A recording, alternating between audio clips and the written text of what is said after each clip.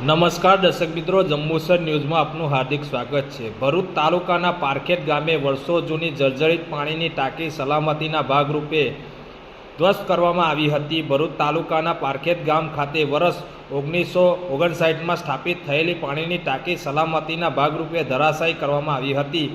વર્ષોથી કાર્યરત પાણીની ટાંકી દ્વારા ગામના પાણી પૂરું પાડવામાં આવી રહ્યું હતું। જોકે વર્ષો ઘણા થઈ જવાના કારણે ટાંકી જર્જરિત હાલતમાં હોય, જેથી સલામતીના ભાગરૂપે ટાંકીને જમીનદોસ્ત કરવાનો નિર્ણય લેવામાં આવ્યો હતો।